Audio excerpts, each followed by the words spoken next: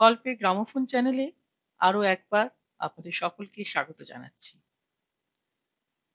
আজকে আমি আপনাদের জন্য নিয়ে এসেছি সৈয়দ মুস্তাফা সিরাজের লেখা গল্প মুখোশের মুখ। সার্কামস্ট্যান্সিয়াল এভিডেন্সের বাংলাটা কি যেন? পারিপার্শ্বিক সাক্ষ্য প্রমাণ। ফটোমতো বাংলা। পবিত্র অধিকারী কেমন একটু হেসে বললেন। তার মুখে স্পষ্ট বিরক্তির ছাপ। আজকের কাগজে দেখলাম কথাটা। জজ সাহেব ওই সাক্ষ্যের ভিত্তিতে লোকটাকে মৃত্যুদণ্ড, মানে he shall be hanged till death. Oh! Colonel Niladri সরকারের মুখে চুরুট, হাতে একটা ফাইল, তাতে খবরের কাগজের অজস্র টুকরো কাটিং। তিনি সেদিকে দৃষ্টি রেখে বললেন, লোকটা জঘন্য অপরাধ করেছিল। এদের মতো লোককে বাঁচিয়ে রাখা বিপজ্জনক, পবিত্রবাবু। আই এগ্রি কর্নেল সাহেব। তবে তবে কি? আইনে নাকি বলছে এই কেসে এমন রায় একান্তভাবে জজ সাহেবেরই ডিসক্রিশন। বলে একটু উত্তেজিত হয়ে উঠলেন পবিত্রবাবু। ফের বললেন, কিন্তু কর্নেল সাহেব, চিন্তা ভাবনা করে আমার মনে হয়েছে কথাটা কি যেন, হ্যাঁ, পারিপার্শ্বিক সাক্ষ্যের ভিত্তিতে মৃত্যুদণ্ড দেওয়াটা গোলমেলে। The basis of this capital punishment may be misleading. Just think. Colonel ফাইলে দৃষ্টি রেখেই বললেন, হ্যাঁ, মিসলিডিং হতেও পারে। পবিত্র অধিকারী উৎসাহে নড়ে বসলেন। কথাটা আপনার মুখেই শুনেছিলাম। What appears may not be real. এতক্ষণ চুপচাপ একটা রঙিন পত্রিকার পাতায় চোখ রেখে ওদের কথা শুনছিলাম। এবার একটু হেসে বললাম, পবিত্রবাবু, কর্নেল আমাকে প্রায়ই বলেন আমাদের লজিকে কাকতালীয় যোগ বলে একটা স্বতঃসিদ্ধ কথা আছে। পবিত্রবাবু চঞ্চল হয়ে বললেন, স্বতঃসিদ্ধ মানে? আমার আবার বাংলাটা তত আসে না, সরি। বললাম, ওটা ইংরেজিতে অ্যাক্সিয়াম। ব্রিলিয়ান্ট। গাছে তাল পেকেছে, দৈবাত একটা কাক উড়ে এসে বসলো, আর অমনি একটা তাল পড়ে গেল। এটাই কাকতালীয় যোগ। নিছক সমাপতন, ইংরেজিতে যাকে বলে কোইন্সিডেন্স। আউটস্ট্যান্ডিং। খুশিতে প্রায় চেঁচিয়ে উঠলেন পবিত্র অধিকারী। জয়ন্তবাবু, কর্নেল সাহেব, আপনিও প্লিজ শুনুন। কি জানো কথাটা? হ্যাঁ, পারিপার্শ্বিক সাক্ষ্য, সেটাও তো কতটা তাই। The poor girl was raped and brutally murder. ঠিক আছে, কিন্তু ঘটনার সময় কিংবা একটু আগে পরেও কেউ সেখানে হাজির ছিল না। সাই দিলাম, ঠিক। প্রত্যক্ষদর্শী ছিল না। লোকটাকে পালিয়ে যেতে দেখেছে মাত্র একজন। পরে নিছক সন্দেহে পুলিশ তাকে তার গ্রামের বাড়ি থেকে অ্যারেস্ট করেছিল। পবিত্রবাবু চাপা স্বরে আবার বললেন, আপনাদের দৈনিক সত্য সেবক পত্রিকা, after all the largest circulated news paper. আমার মেয়ে রঙ্গনা আজ এক কপি কিনেছিল, খুঁটিয়ে পড়ে শোনালো। তারপর আমার ওপিনিয়ন সাপোর্ট করে বলল, দ্য রিয়েল কালপ্রিট প্ল্যান করে হারুদাকে ফাঁসিয়েছে। সত্যি বলছি বাবা, এমন কিছু জঘন্য কাজ সে করতেই পারে না। রঙ্গনা লোকটাকে চেনে তাহলে? চিনবে না কেন? The poor girl was her class friend. পর্ণাদের ফ্ল্যাটে রঙ্গনা প্রায় যাতায়াত করেছে। অবশ্য পর্ণা আমাদের ফ্ল্যাটে এসেছে কিনা মনে পড়ছে না। আমার অ্যাবসেন্সে আসতেও পারে। রঙ্গনার মনের অবস্থা বুঝে তাকে কিছু জিজ্ঞেস করিনি। হ্যাঁ, রঙ্গনার মায়ের মৃত্যুর পর আমি আর বিয়ে করিনি। বাইরে থেকে একটি মেয়ে এসে কাজকর্ম করে যায়। আগে কানু নামে একটা লোক এসব করতো। পর্ণার শোচনীয় মৃত্যুর পর তাকে না করে দিয়েছিলাম। জয়ন্তবাবু, বুঝতেই পারছেন। দ্রুত বললাম, বুঝেছি। এতক্ষণে ষষ্ঠীচরণ ট্রেতে আবার কফি দিয়ে গেল। কর্নেল ফাইলটা বন্ধ করে টেবিলে রাখলেন। তারপর কফির পেয়ালা তুলে নিয়ে চুমুক দিলেন। পবিত্রবাবু সহাস্যে বললেন, আমাদের ডিসকাশন কর্নেল সাহেব শোনেননি। নাকি শুনেছেন? কর্নেল ঠোঁটের কোণে হাসির রেখা ফুটিয়ে বললেন, আমার চোখ আর কান একই সঙ্গে দুটো কাজ করতে পারে। বললাম, হ্যাঁ, মিলিটারি লাইফের অভিজ্ঞতা। তাছাড়া পাহাড় জঙ্গলে গেরিলা যুদ্ধের ফলে নাকি আপনার একটা ইনটিউশন। পবিত্রবাবু সাগ্রহে তাকিয়েছিলেন, হাতে কফির পেয়ালা। তিনি বলে উঠলেন, ওয়ান্ডারফুল। তাহলে আমি আর জয়ন্তবাবু যাতে এগ্রি করেছি সে সম্পর্কে what is your opinion? We must appreciate that a valuable matter. হঠাৎ কর্নেল তুম্ব মুখে রেশমি সাদাদারি মুঠোয় ধরে আস্তে বললেন, গত 1 বছরে এই মহানগরের নানা প্রান্তে একইভাবে কাছাকাছি বয়সের মোট 5টা কুমারী মেয়েকে ধর্ষণের পর শ্বাসরোধ করে মারা হয়েছে। প্রত্যেকটি ঘটনার প্রত্যক্ষদর্শী মেলেনি, কিন্তু পুলিশ অন্তত সন্দেহবশেও ফ্ল্যাটের কাজের লোকগুলোকে তন্ন খুঁজে বেরিয়েছে। আশ্চর্য, তারা যেন পৃথিবী থেকে মুছে গেছে। শুধু হারাধন গাঙ্গুলি ব্যতিক্রম, বেঘরে প্রাণদণ্ড। বললাম, একটা প্রশ্ন। বলো। সব কেসেই কি ফ্ল্যাটের কিছু চুরি যায়নি? হারুর কেসে যেমন কিছু চুরি যায়নি শুনেছি। হ্যাঁ, ফ্ল্যাটে একা পেয়ে ধর্ষণ আর খুন, কিছু চুরি যায়নি। পবিত্র অধিকারী নড়ে বসলেন। যৌবনে একটা ফিল্ম দেখেছিলাম, একটা হরিবল ইনসিডেন্ট, কি যেন নামটা। দ্রুত বললাম, হিচককের psycho. You are damn right জয়ন্তবাবু। পবিত্র অধিকারী আত্মবিশ্বাস যেন ফিরে এলো, মুখে তৃপ্তির ছাপ ফুটে উঠল। কর্নেল এবার তার প্রশস্ত উজ্জ্বলটাকে হাত বুলিয়ে বললেন, অপরাধ বিজ্ঞানে এসব কেস সেক্সুয়াল ম্যানিয়াকদের কাজ, হোমিসাইডাল ম্যানিয়াকও বলা যায়। উত্তেজিত পবিত্রবাবু বলে উঠলেন, who is that brute maniac in our metropolis? Have you any guess colonel সাহেব? এখনো মগজ ঘামাচ্ছি, কিন্তু আশ্চর্য লাগছে পুলিশ এখনো কি ঘটনাগুলোর জায়গা চিহ্নিত করে একটা ম্যাপ তৈরি করেনি। করা জরুরি ছিল। Right, right. তবে তা করলেও হাতের তাস পুলিশ কাকেও কি দেখাবে? No, never. মুখে একটু কৌতুক ফুটিয়ে বললাম, লালবাজারের ডিসিডিডি মিস্টার অরিজিৎ লাহিড়ী আপনাকে বস বলে মানেন। কর্নেল চাপা শ্বাস ছেড়ে বললেন, এও আশ্চর্য, অরিজিৎ এখনো নিশ্চুপ। শুধু মাস পাঁচেক আগেকার একটা ইংরেজি নিউজ কাটিং এ লক্ষ্য করেছিলাম বুদ্ধিমান রিপোর্টার এরকম একটা হিন্ট দিয়েছেন, পুলিশের রতি মহারথীরা তো কাগজ পড়েন। আমি দেখেছি কাগজে ছাপা খবরকে পুলিশ তো গুরুত্ব দেয় না। পবিত্রবাবু চার্জ করলেন, হোয়াই? কেন? কর্নেল কফি শেষ করে চুরুট জেলে এক গ্লাস ধোয়া ছেড়ে বললেন, জয়ন্ত, তুমিই ব্যাখ্যা করো। উত্তেজিত পবিত্র অধিকারী আমার দিকে তাকালেন। এবার হাসি চেপে বললাম, আহা, এসব খবর তো পুলিশেরই শান্ত ব্রিফিং টু দ্য রিপোর্টার্স, তাদেরই মেপে বলা ভার্সন। কোনো রিপোর্টার কুট প্রশ্ন তুললে খ্যাক করে ওঠা কিংবা শান্ত স্বরে নো কমেন্ট। পবিত্রবাবু ঘড়ি দেখে চমকে উঠে বললেন, মাই গুডনেস, 10:30টায় আমাদের ট্রেডিং কর্পোরেশনে আর্জেন্ট কনফারেন্স। উঠি কর্নেল সাহেব, চলি জয়ন্তবাবু। আসলে আমার মেয়ের ক্লাস ফ্রেন্ডের খবর, কিন্তু ওই যে কি যেন। কর্নেল চোখ বুজে চুরুট টানছিলেন, বললেন, পারিপার্শ্বিক সাক্ষ্য।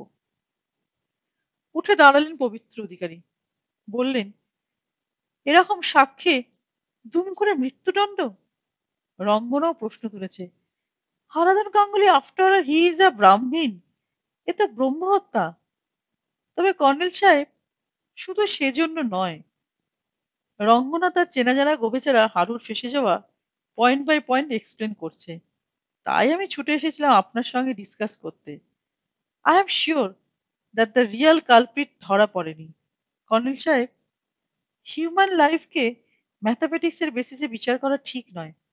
পুলিশের আর কি, একটা কড়া চার্জশিট কোর্টে সাবমিট করতে পারলে এবং জজ সাহেব তা মেনে নিলে পুলিশে প্রমোশন পাওয়ার চান্স বাড়ে। দেশে পুলিশের প্রতি ক্ষোভ কমে যায় কিছুটা। সত্যি বলছি, খবরটা শুনে আমিও বিচলিত। বললাম, আপনার চিন্তার কারণ নেই পবিত্রবাবু। হারাধনের পক্ষ থেকে আবার কোর্টে নিশ্চয়ই আপিল করা হবে, হয়তো সুপ্রিম কোর্ট অব্দি করাবে। Haru is a very poor person, জজ মেনে ব্রাহ্মণের বংশধর। গ্রামে ওদের অবস্থা কেমন তার রঙ্গনা জানে।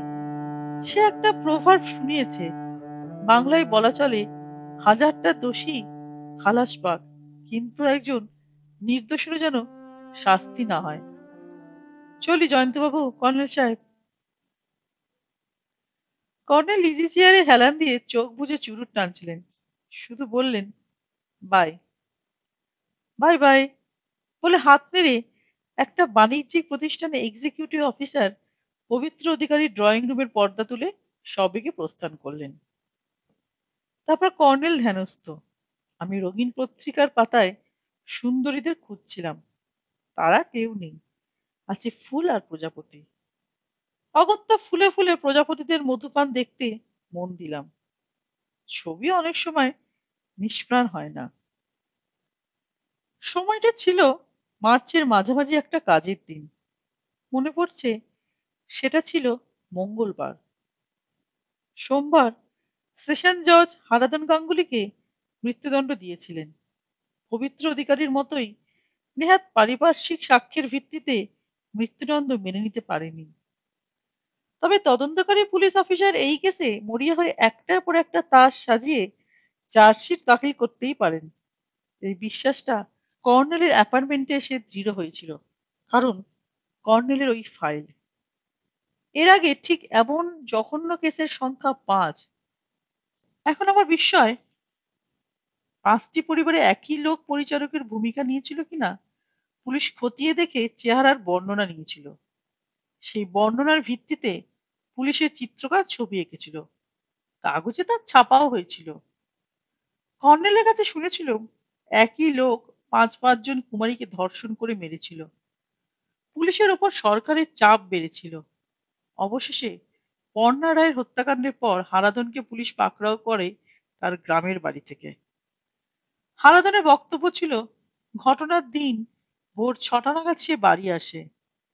পর্ণার বাবা অরিন্দম রায় কোটিপতি ব্যবসায়ী, তার কাছেই নাকি হারাধন আগের দিন ছুটি চেয়েছিল, কিন্তু অরবিন্দবাবু ছুটি দেওয়ার কথা অস্বীকার করেন।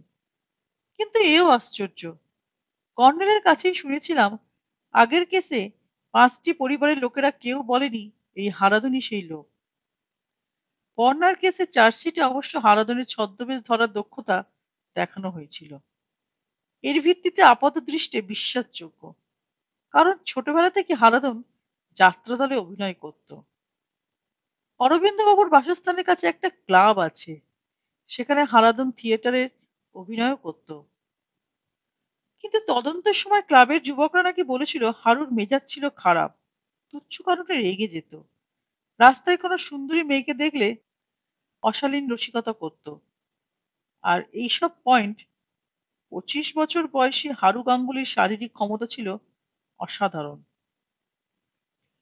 প্রতিদ্বন্দ্বী একটি ক্লাবের ছেলেদের সঙ্গে তরুণ সঙ্গের ছেলেদের সংঘর্ষে হারু লিড নিয়েছে, তার ঘুষিতে বিপক্ষের কতজনের দাঁত ভেঙেছে, ইত্যাদি ইত্যাদি। কর্নেলের কাছে এসব জেনেও আমার কিন্তু মনে হয়েছিল হারাধন গাঙ্গুলির বিরুদ্ধে চার্জশিটটা আসলে তাসের ঘরের নয় তো। কর্নেল কখনো কখনো প্রসঙ্গক্রমে আমার উদ্দেশ্যে সকৌতুকে বলেন, ময়রা কখনো সন্দেশ খায় না। জয়ন্ত চৌধুরী দৈনিক সত্যসেবক পত্রিকার স্পেশাল রিপোর্টার, অথচ সে খবরের কাগজ পড়ে না, ভাবা যায়? কথাটা মিথ্যে নয়। খবরের ঘরে বসে খবর লেখা দেখি, আতুর ঘরে কাটাতে হয় বলে সদ্যজাতদের চেঁচামেচিতে কান ঝালাফালা হয়, বেরিয়ে পড়ার পর মুক্তির স্বাদ পায়। কিন্তু হারাধন গাঙ্গুলির কেসের কোনো খবর দৈবাত পেয়ে যেতে পারি, তাই ইংরেজি বাংলা সব কাগজ চা খেতে খেতে পাতা উল্টে খুঁজতাম। মাসের শেষাশেষি একদিন প্রশস্ত নিউজ রুমে বসে একটা ইংরেজি পেপার ব্যাক থ্রিলার পড়ছি। বিকেল 4টেতে আমাদের আদালতের সংবাদদাতা সমীর ঘোষ ঘরে ঢুকে ঘোষণা করলো, হাইকোর্ট হারু গাঙ্গুলি ফাঁসি আজ অ্যাপ্রুভ করেছে। বাস, এত দেরি কোনো মানে হয়? সমীরের মুখে উল্লাসের হাসি। সারা নিউজ রুম জুড়ে একই উল্লাসের হল্লা উঠল। কেউ বলল, অসহ্য সুখবর। কেউ বলল, এটাই চাইছিলাম। কেউ বলল, জানোয়ারটার উচিত শাস্তি হয়েছে। এদেশে গুলি করে মারার আইন থাকা উচিত। নিউজ ব্যুরোর চিফ সত্যদা সেক্রেটারিয়েট টেবিল চাপড়ে হুঙ্কার দিলেন, স্টপ, স্টপ দ্য শাউটিং। এবার ঘরে যাকে বলে পিন ড্রপ সাইলেন্স। সত্যদা গম্ভীর কণ্ঠস্বরে বললেন, আমি তোমাদের সঙ্গে একমত, কিন্তু সমীর, হাইকোর্ট সেশন কোর্টের ডেথ সেন্টেন্সে অ্যাপ্রুভাল দিতে এত দেরি করলো কেন? এই পয়েন্টের ব্যাখ্যা দেবে খবরে। ব্যাখ্যার পয়েন্ট নিশ্চয় অ্যাডভোকেটদের জল্পনায় শুনেছ। সমীর সহাস্যে বলল, শুনেছি সত্যদা। আসলে নেহাত পারিপার্শ্বিক সাক্ষ্যের ভিত্তিতে মৃত্যুদণ্ড। তাই অনারেবল জাজদের 3জনকে নিয়ে গড়া বেঞ্চে সেশন কোর্টের রায় এবং কেসটার সমস্ত নথিপত্র নিয়ে ডিটেলস আলোচনা হয়েছে। এদিকে জুনে গ্রীষ্মের ছুটি। শেষ অব্দি বেঞ্চ কতটা চোখ বুঝে সিদ্ধান্ত নিয়েছেন। ঘ্যাট। সত্যতার মুখে উত্তেজনায় গুড হয়ে যায় ঘ্যাট। Samir, very carefully proceed. লক্ষ্য রাখবে যেন আদালত অবমাননার দায়ে না পড়ে। No personal comment. সমীর তার নোটবই খুলে একটা নিউজ প্রিন্টেড প্যাড টেনে নিল।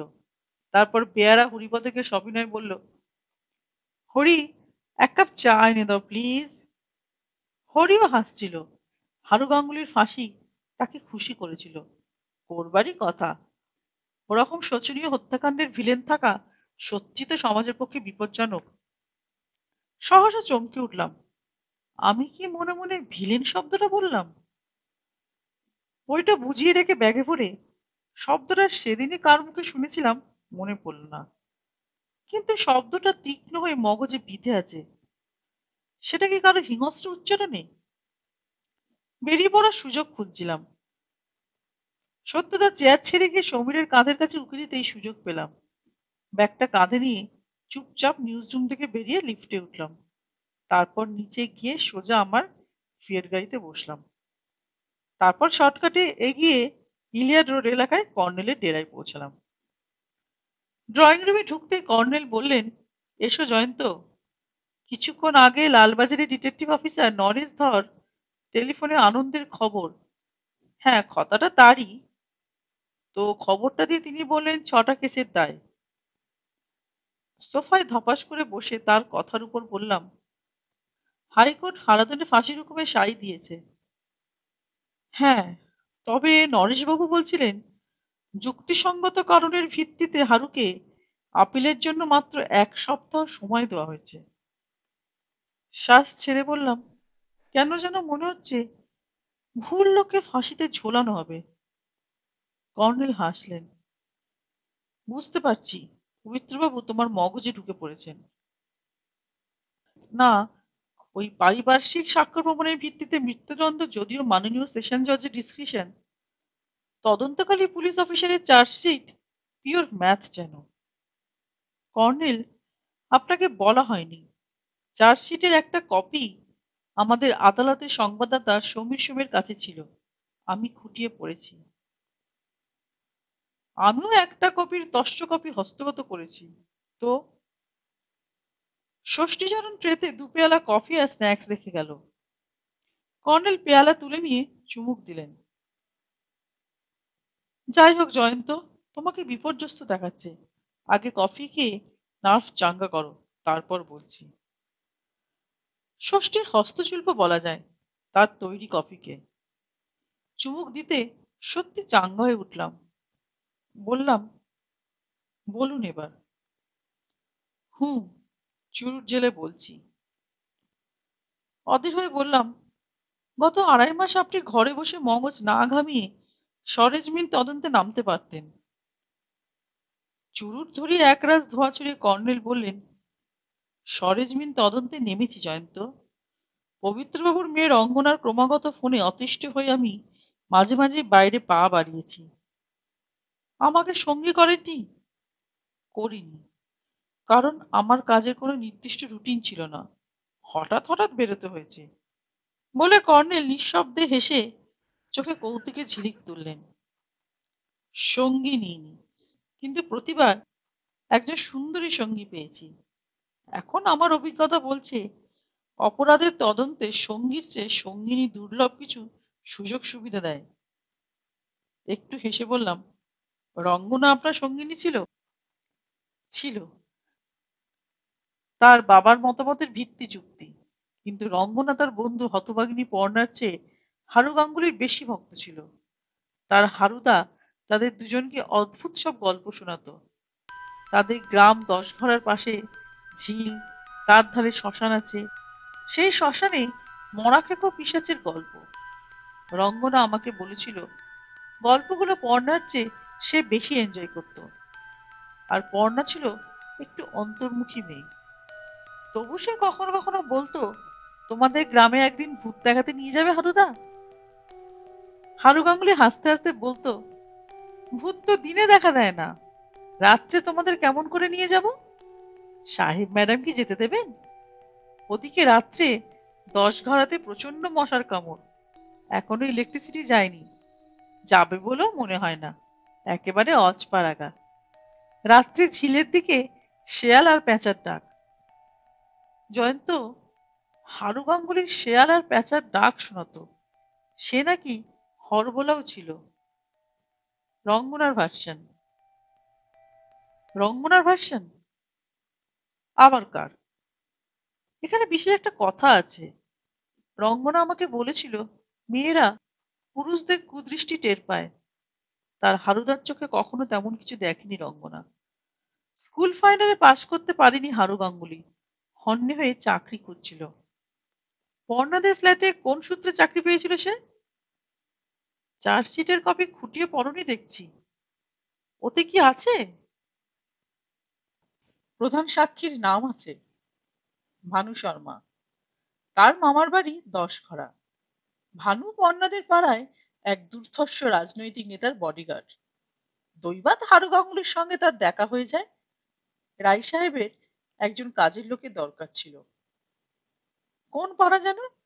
মানে পর্ণাদের ফ্ল্যাটটা? Pearl Road. রাস্তাটার নাম বদলেছে, কিন্তু এখনো পার্ল রোড বলে লোকেরা। Park Circus area. একটা বস্তি ভেঙে সেখানে কয়েকটা ফ্ল্যাট বাড়ি উঠেছে। তারপর বডিগার্ডের সুপারিশে হারু গাঙ্গুলি অরবিন্দ রায়ের ফ্ল্যাটে কাজ পেল। কর্নেল হাসলেন। তুমি চার্জশিটের কপি কি সত্যি পড়েছো জয়ন্ত? পড়েছি, কিন্তু এখন মাথার ভেতরটা এলোমেলো হয়ে গেছে। পারিপার্শ্বিক সাক্ষ্য প্রমাণের ভিত্তিতে ফাঁসি, কোথায় যেন পুলিশের ভুল হয়েছিল। কেসের প্রধান সাক্ষী তার মালিকের বাড়ির ছাদ থেকে বর্ণাদের ফ্ল্যাট বাড়ির পিছনের দরজা দিয়ে হারু গাঙ্গুলিকে চুপি চুপি পালাতে দেখেছিল। তখন প্রায় 10টা বাজে। পর্ণার বাবা চৌরঙ্গিতে তার হেড অফিসে গিয়েছিলেন। পর্ণার মা অপালা দেবী 6:30টায় নিজের গাড়ি চালিয়ে দমদম এয়ারপোর্টে তার দিদিকে রিসিভ করতে গিয়েছিলেন। রায় দম্পতি হারুকে খুব বিশ্বাস করতেন। দ্রুত বললাম, ওগুলো তো চার্জশিটে আছে, তদন্তকারী পুলিশ অফিসারে ভার্সন আছে। অথচ হারু এজলাসে কেঁদে কেটে বলেছে তার ম্যাডাম বেরিয়ে যাবার পর তার সাহেবের কাছে বিদায় নিতে গিয়েছিল, কিন্তু রায় সাহেবের দেখা পায়নি। অরবিন্দ রায় ভোর 6টা নাগাদ তার কারবারের শরিক রমেশ জৈনের বাড়ি গিয়েছিলেন। চার্জশিটে এসব আছে? মনে পড়ছে তাহলে ডার্লিং? কফি সত্যি ক্রমশ ঝিমিয়ে পড়া নার্ভকে চাঙ্গা করে। হ্যাঁ, মনে পড়ছে। রায় সাহেবকে বেরোতে দেখে তার স্ত্রী বলেছিলেন ফ্ল্যাটে পর্ণা একা থাকবে, আর রায় সাহেব বলেছিলেন হারু তো আছেই, আমার পোষা ডালকুত্তা। কর্নেল ইজি চেয়ারে হেলান দিয়ে চোখ বুজে চুরুট টানতে থাকলেন। বললাম, প্লেন লেট করেছিল, তাই ম্যাডাম রায়ের বাড়ি ফিরতে দেরি হয়েছিল। ড্রয়িং রুমের দরজাতে ইন্টারলকিং সিস্টেম আছে। আপনার দরজার মতো বাইরে থেকে চাবি ছাড়া খোলা যায় না, ভেতর থেকে হাতল ঘোরালেই খোলা যায়। কর্নেল, বলো, শুনছি। আপনার কি ধারণা? কি ব্যাপারে? হারু গাঙ্গুলি দোষী না নির্দোষ? এখনো সিদ্ধান্ত করিনি। প্রভাবশালী লোকের একমাত্র মেয়ে, তার শোচনীয় অবস্থা থেকে অরবিন্দবাবু হারুর বিরুদ্ধে ক্রুদ্ধ হয়ে পুলিশের কাছে মিথ্যে কথা বলতে পারেন। হুম, ওই অবস্থায় কারো মাথা ঠিক থাকে না। প্রতিহিংসায় সে উন্মত্ত হতেই পারে। গরিব হারু গাঙ্গুলির পক্ষে আপিলের মামলা লড়া কি সম্ভব? তাছাড়া সেদিন আপনি বলেছিলেন হারুর ওই জঘন্য কীর্তির জন্য কোনো আইনজীবী সে পায়নি। শুধুমাত্র তার বাবা মায়ের কান্নাকাটিতে সরকারের গড়া গরিবদের জন্য লিগ্যাল এইড সার্ভিসের একজন মাত্র অ্যাডভোকেট হারু গাঙ্গুলির সাহায্যে এগিয়ে এসেছিলেন। হুম, সব্যসাচী মিত্র। আপনার সঙ্গে তার আলাপ হয়েছে? হয়েছে। তিনিও নেহাত পারিপার্শ্বিক সাক্ষ্য প্রমাণের ভিত্তিতে মৃত্যুদণ্ড মেনে নিতে পারেননি। ঘড়ি থেকে বললাম, এবার উঠি, 9:30 বাজে। কর্নেল সোজা হয়ে বসে চোখ খুললেন। তারপর পোড়া চুরুটটা অ্যাস্ট্রেতে ঘষে নেভালেন। তারপর বললেন, আজ রাতে ডিনারে তোমার নেমন্তন্ন। তোমার ঘরটা ষষ্ঠীচরণ পরিষ্কার করে রেখেছে। তোমার গাড়ি নিচে আমার খালি গ্যারেজে থাকবে। একটু অবাক হয়ে বললাম, থাকতে বলছেন কেন? কাল ব্রেকফাস্টের পর তোমার গাড়িতে অ্যাডভোকেট সব্যসাচী মিত্রের বাড়ি যেতে চায়। কোথায় থাকেন উনি? সার্কাস এভিনিউতে নিজস্ব বাড়ি। মাই গুডনেস, পালরোড তো রাস্তাটার দক্ষিণে। কর্নেল ডাকলেন, ষষ্ঠী। ষষ্ঠীচরণ ভেতরে একটা দরজার পর্দা তুলে উকি দিল। বলল, কফি বাবা মশাই? কর্নেল চোখ কটমট করে বললেন, তোর দাদাবাবু আমার সঙ্গে ডিনার খাবে। রেডি বাবা মশাই। কাছে আয়, নিচের গ্যারেজ ঘরে চাবিটা নিয়ে যা। জয়ন্তের গাড়িটা থাকবে। জয়ন্ত, ওঠো, ওর সঙ্গে যাও। অগত্যা উঠে দাঁড়ালাম। তবে একটা তীব্র কৌতূহল আমার মাথার ভিতরে ভন ভন করছিল। পরদিন ইংরেজি বাংলা সব কাগজেই লিড নিউজ বেরিয়েছিল। 5 কলম জুড়ে বড় হরফে ছাপা হেডিং, প্রায় একই রকম হেডিং, হাইকোর্টের রায় ফাঁসি অনুমোদন। বুঝতে পারছিলাম এই খবর পড়ে দেশব্যাপী মানুষের উল্লাস। এটাই স্বাভাবিক ছিল। হেডিং এর তলায় ঈষৎ ছোট হরফে ছাপা হয়েছিল, 6টি কেসের ভিলেনকে খুঁজে পাওয়া গেল। এটা কলকাতা পুলিশ কমিশনারের মন্তব্য। ভিলেন শব্দটা এবার আমাকে চাবুক মারল। কে তীক্ষ্ণ পেরেকের মতো ওটা আমার মগজে বিদ্ধ করেছিল মনে পড়ছে না। খবরের কাগজে ছাপা ভিলেন এবার চাবুকের মতো পিছে পড়ল। কর্নেলকে শান্ত দেখাচ্ছিল।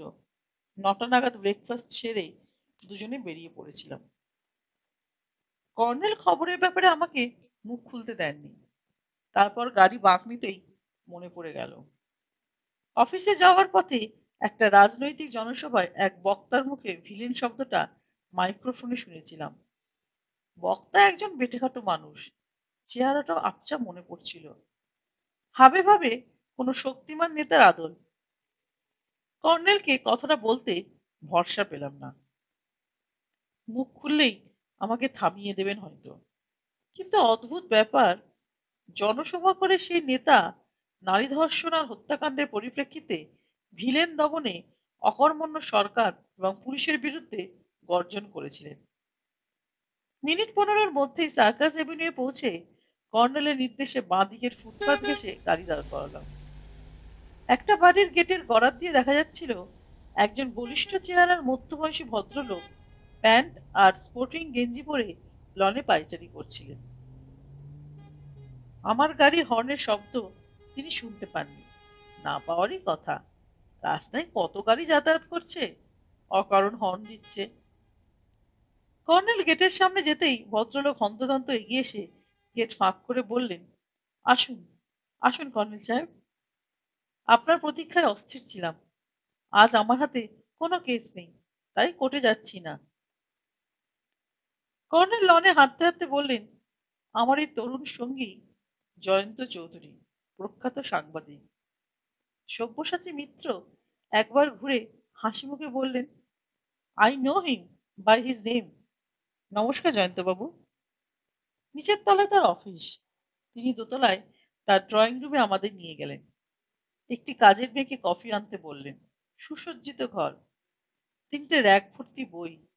বইগুলোর দিকে তাকিয়ে অবাক হলাম। বাংলা ইংরেজি সাহিত্যের বই, রবীন্দ্রনাথের পুরো সেট।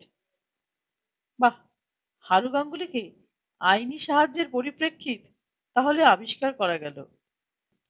সাহিত্য মনকে সংবেদনশীল করে। এই বাক্যটা আমার তৈরি নয়, কোথায় পড়েছিলাম মনে নেই, তবে এই লাইনটা মনে গেঁথে আছে। সোফায় কর্নেলের মুখোমুখি বসে সব্যসাচী মিত্র আসতে বললেন, ছবিগুলো আগে দেখতে চাই। কর্নেল শার্টের পকেট থেকে পোস্টার সাইজের একটি হৃষ্টপুষ্ট খাম এগিয়ে দিলেন। কিসের ছবি তা দেখতে পাচ্ছিলাম না। সব্যসাচী বাবু একটার পর একটা দেখতে দেখতে বললেন, বাহ, অসাধারণ। একই লোকের চেহারাকে ছবিতে এমন আলাদা করা যায় ভাবতে পারিনি। তবু তো আপনার ক্যামেরায় টেডি লেন্স ফিট করে অত দূর থেকে তোলা মাত্র একটা কিক, দুটো ফটোগ্রাফ। কর্নেল বললেন, তিনটে শট। লোকটি আমাদের দিকে ঘুরতে দেরি করছিল।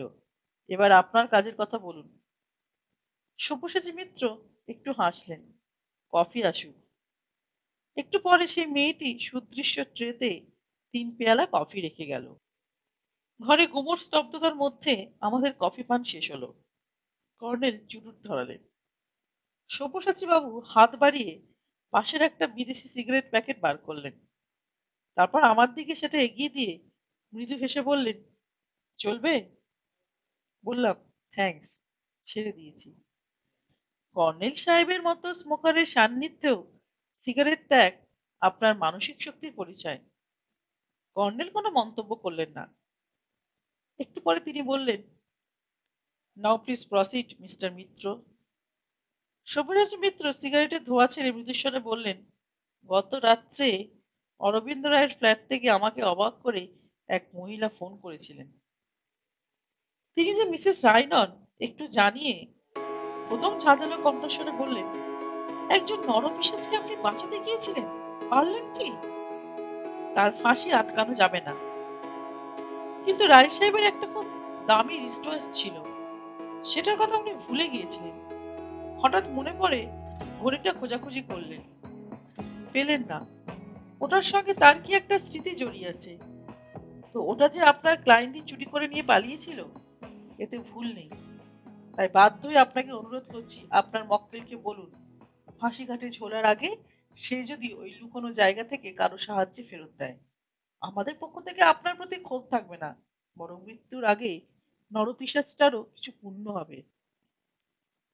কি ঘড়ি এবং কেমন সাইজ তা উনি বলেছেন কি? একটা সুইস কোম্পানির তৈরি মোটা বেড়া সাইজের ঘড়ি, রংটা কালো। হুম, ছবিগুলো লক্ষ্য করুন বলে খামটা সব্যসাচী বাবু কর্নেলকে দিলেন। কর্নেল ছবি বের করে বললেন, দেখতে পাচ্ছি, কালার্ড ফিল্ম। তাই ঘড়িটা যে কালো আর সত্যি বের হবে তা মোটামুটি স্পষ্ট দেখা যাচ্ছে। সব্যসাচী মিত্র গম্ভীর মুখে বললেন, তাহলে আপনাকে ভদ্রলোক পছন্দ না করতে পারেন, তবু কোনো অছিলায় দেখা করুন, আমরা আপনার সঙ্গী হব। কে জানে কেন ভদ্রলোকের প্রচন্ড প্রভাব এই এরিয়াতে, অথচ উনি যেন প্রাণ ভয় সবসময় ভীত, কিছু বোঝা যায় না। কর্নেল একটু হাসলেন। কোনো শত্রু থাকতে পারে নাকি? পারে, ওর যা স্বভাব। কিন্তু এখনো মনে হচ্ছে আমার যাওয়াটা রিস্কি হবে, লক্ষ্য ব্যর্থ হবে, আপনার সঙ্গে থাকলেও হবে। 1 মিনিট, একটা ফোন করতে চাই, আপনি রেডি হয়ে আসুন। ঠিক আছে, বলে সব্যসাচী মিত্র ঘর থেকে বেরিয়ে গেলেন। এবার বললাম, ছবিগুলো দেখতে পারি? পরে, আমি ফোন করে নিই। টেলিফোন ওর হাতের কাছে একটা কারুকার্য খচিত টুলে ছিল, কিন্তু উনি ঘুরে বসে ডায়াল করার পরে চাপার স্বরে কার সঙ্গে কথা বললেন। তারপর রিসিভার রেখে ঘুরে বসে একটু হেসে বললেন, একটা শোচনীয় ট্রাজিক নাটকের শেষ দৃশ্যে স্টেজে নামতে চলেছি, সতর্ক থাকবে জয়ন্ত। বিরক্ত হয়ে বললাম, খুলে বলবেন কিছু? মুখে বলা আর কাজে করার মধ্যে আকাশ পাতাল পার্থক্য থাকে। Wait and see darling. Sabyasachi Mitra pant shirt আর একটা মানানসই টাই গলায় এঁটে ফিরে এলেন। একটু হেসে বললেন, আমার দেখা করাকে গুরুত্ব দিতে আদালতের পোশাক পরতে হলো। ভুল করেছি কি? কর্নেল এবার তুম্ব মুখে ঘড়ি দেখে বললেন, আপনি বুদ্ধিমান, ঠিক পোশাকই পরেছেন। বেরোই তাহলে? একটু অপেক্ষা করতে হবে, আধ ঘন্টাও লাগতে পারে। তখন তাকে পাবো কি? হ্যাঁ, উনি বেলা প্রায় 12টা পর্যন্ত সম্রাটের মতো দরবারে থাকেন। প্রায় মিনিট 20-25 পরে টেলিফোন বেজে উঠল। কর্নেল আগের মতো ঘুরে রিসিভার তুলে চাপা স্বরে সাড়া দিলেন। তারপর শুধু বললেন, তাহলে আমরা বেরুচ্ছি। কণ্ঠস্বর অবশ্য চাপা, কিন্তু এবার ওর কথাগুলো কানে এলো। কর্নেল উঠে দাঁড়িয়ে বললেন, চলুন বেরোনো যাক। আপনারা আসুন, আমি গাড়ি বের করতে যাচ্ছি। কিছুক্ষণ পরে গাড়িটা অলি গলি ঘুরে মোটামুটি চওড়া ও মসৃণ রাস্তায় গেল। তারপর একটা দোতলা পুরনো বাড়ির সামনে গিয়ে থামলো। আমরা বেরোলাম। সামনে কয়েকটা সাদা অ্যাম্বাসাডর গাড়ি পার্ক করা আছে। আমাদের সঙ্গে নিয়ে সব্যসাচী মিত্র খোলা গেট পেরিয়ে একটা প্রশস্ত ঘরের দরজায় দাঁড়ালেন। ভিতর থেকে গম্ভীর কণ্ঠস্বরে কেউ বলল, কি হে বৃত্তি, নাকে ঝামা ঘষে দিল তো? তারপর খ্যাঁকা করে বিকট হাসি। সব্যসাচী বাবু নম্র কণ্ঠস্বরে বললেন, একটু বিপদে পড়ে এসেছি দাদা। তা বুঝেছি, সঙ্গের ওরা কে? যদি অনুমতি দেন ঘরে ঢুকে বসার পর বলবো। তবে আমার আর্জিটা প্রাইভেট অ্যান্ড কনফিডেন্সিয়াল। আপনার ঘরে লোকজন আছে, প্লিজ যদি ওদের। ঠিক আছে, তোমরা কেটে পড়ো হে। মিত্তির কি গোপন বার্তা এনেছে শুনতে হবে। ঘর থেকে এক দঙ্গল লোক বেরিয়ে গেল। তারপর আমরা গিয়ে তার কাছাকাছি বসলাম। ভদ্রলোকের চেহারা চেনা মনে হচ্ছিল। তারপর চোখ পড়ল তার পিঠের কাছে দাঁড়িয়ে থাকা একজন বলিষ্ঠ গড়নের যুবকের দিকে। সব্যসাচী বাবু বিনীতভাবে বললেন, ও থাকবে?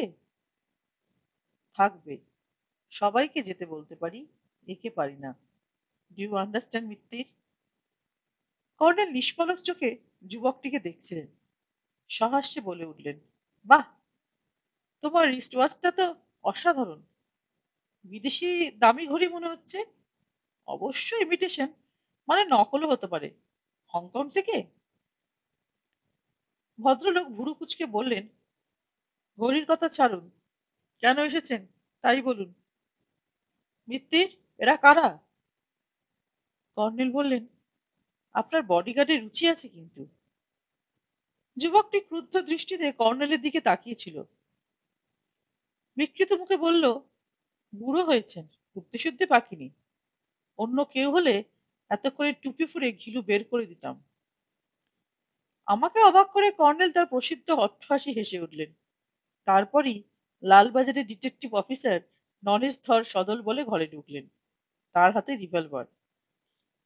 এক লাফে এগিয়ে যুবকটির গলায় রিভলভারের নল ঠেকিয়ে বললেন, ভানু শর্মা, তোমাকে অ্যারেস্ট করা হলো। শিবচরণ, হ্যান্ডকাপ পরিয়ে দাও। একটু আগের থেকে যা আঁচ করছিলাম তা ঠিক। এদিকে রাজনৈতিক নেতা ভদ্রলোক উঠে দাঁড়িয়ে গর্জন করছিলেন, কেন আমার বডিগার্ডকে অ্যারেস্ট করছেন আপনারা? ও কি করেছে? নরেশ ধর বাঁকা হেসে বললেন, এ পর্যন্ত এই দুর্বৃত্ত ভানু 6টা কুমারী মেয়েকে ধর্ষণ করে খুন করেছে। বেচারা হারু গাঙ্গুলির মতো যাত্রা থিয়েটারে অভিনয় না করুক, বাস্তব জীবনে করেছে। চেহারা বদলাতে এই জানোয়ার মহা ওস্তাদ। নেতা ভদ্রলোক ধপাস করে তার সিংহাসনকৃতি চেয়ারে বসে পড়লেন। তারপর ক্রুদ্ধ ভঙ্গিতে বললেন, তাহলে মিত্তির, তুমি হেরো গাঙ্গুলির ফাঁসি আটকাবে ভেবেছ? দেখা যাক। আমাকে তো চেনো, আমি। নরেশবাবু রুষ্ট মুখে বললেন, শাট আপ, আপনাকে আমরা অ্যারেস্ট করতে পারি। নেতামশাই বুড়ো আঙুল নেড়ে বললেন, করতে পারেন, তারপর বদ্রি হবেন সুন্দরবনে। নরেশবাবু হেসে ফেললেন, তার আগে নতুন করে একটা মামলা শুরু হবে। আর সুন্দরবন দেখাচ্ছেন? সুন্দরবন আপনি ভালো চেনেন। সেখান থেকে হিংস্র একটা বাঘ ধরে এনে পোষ্য প্রাণী করেছিলেন। সাবধান মশাই, যে বাঘ আপনাকে পাহারা দেবে ভাবছেন, সেই সুযোগ পেলে আপনার গায়ে থাবা বসাবে। বাই দা বাই, আপনার আশা করি তরুণী কন্যা সন্তান আছে? নিশ্চয়ই আছে। তাই ভানু আপনার বডিগার্ড হতে এই বাড়িতে ঢুকেছিল। কর্নেল বললেন, এবার ওঠা যাক। রোমাঞ্চকর নাটকের শেষ দৃশ্যটা ভালো জমেছিল। এসো জয়ন্ত, মিস্টার মিত্র। ভানু শর্মাকে ততক্ষণে পুলিশ নিয়ে গিয়েছিল। আমরাও অন্যদিকে বেরিয়ে গল্পটি কেমন শেষ হলো? আপনাদের যদি আমার এই গল্পটি ভালো লেগে থাকে, তবে অবশ্যই আপনারা আমার এই চ্যানেলটি সাবস্ক্রাইব করুন এবং পাশে রাখা বেল আইকন তাহলে অতি সহজে আপনারা আরো নতুন নতুন গল্পের নোটিফিকেশন। চলে যাবার আগে গল্পের গ্রামোফোন চ্যানেলের পক্ষ থেকে একটি ছোট্ট ঘোষণা। আপনাদের যদি আপনাদের বিশেষ কোনো লেখকের লেখা কোনো গল্প শুনতে ইচ্ছে করে, অথবা আপনাদের যদি আপনাদের নিজস্ব কোনো লেখা গল্প থাকে যেটি আপনারা সমস্ত শ্রোতাবৃন্দের সামনে তুলে ধরতে চান, তাহলে আপনারা আমাকে অবশ্যই কমেন্ট করে জানাবেন এবং আপনাদের সেই গল্পটি আমাকে পাঠাবেন। তবে গল্পগুলি পাঠাবার আগে এই বিষয়গুলি বিবেচনা করবেন যে গল্পগুলি আপনারা আমাকে পাঠাবেন সেই গল্পগুলি যেন সকল শ্রোতাবৃন্দের শোনার উপযুক্ত হয়। খুব শিগগিরই হাজির হব আমি আমার পরবর্তী গল্প নিয়ে। ততদিন সকলে ভালো থাকবেন, সুস্থ থাকবেন। নমস্কার।